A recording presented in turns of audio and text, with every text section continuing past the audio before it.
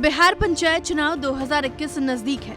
इस बीच गांव में कई बातें हैं, कई अफवाहें हैं और कई चर्चाएं हैं। हम आपको पंचायत चुनाव से जुड़ी हर खबर देते हैं ताकि आप किसी अफवाह के शिकार न बने। बिहार के गांव में अपनी किस्मत आजमाने लाखों उम्मीदवार इस बार भी मैदान में उतरेंगे। चलिए आज हम आपको बताते हैं कि उम्मीदवारों को नामांकन दाखिल करने के लिए कितने शुल्क देने होंगे।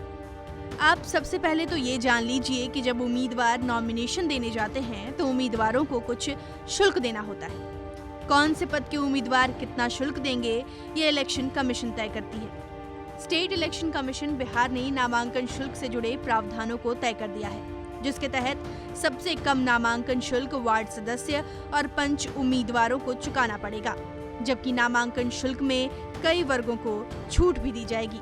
इलेक्शन कमीशन के तय प्रावधानों के तहत वार्ड सदस्य और पंच उम्मीदवारों को नामांकन शुल्क के एवज में केवल 250 रुपए देने होंगे।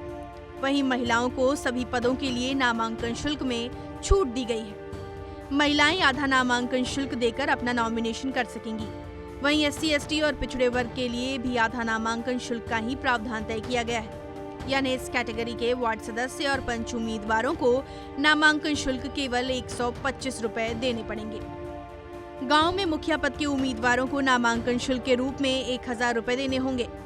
सरपंच और पंचायत समिति सदस्य को भी 1000 रुपए देकर ही नॉमिनेशन भरना है। वहीं जिला परिषद सदस्य के लिए 2000 रुपए नॉमिनेशन चार्ज के रूप में देने होंगे। बता दें कि स्टेट इलेक्शन कमीशन बिहार ने यह शुल्क 2016 के त्रिस्तरीय पंचायत चुनाव के समय ही तय किया था और 2021 में भी यही शुल्क रखा गया है। आयोग ने इसमें कोई बदलाव नहीं किया है। पंचायत चुनाव के दौरान 6 पदों के लिए चुनाव होते हैं। आयोग ने सभी पदों के लिए चुनावी मैदान में उतरने वाले उम्मीदवारों के लिए नामांकन शुल्क तय कर दिए हैं। नामांकन शुल्क को वापस करने का कोई प्रावधान नहीं है। पिछले चुनाव में 10 लाख से अधिक उम्मीदवारों ने नामांकन भरा था। वहीं आपको ये भी बता दें कि अगर आप पंचायत चुनाव में किसी पद के लिए उम्मीदवारी देने जा रहे हैं तो आपके घर में शौचालय होना भी बेहद जरूरी है।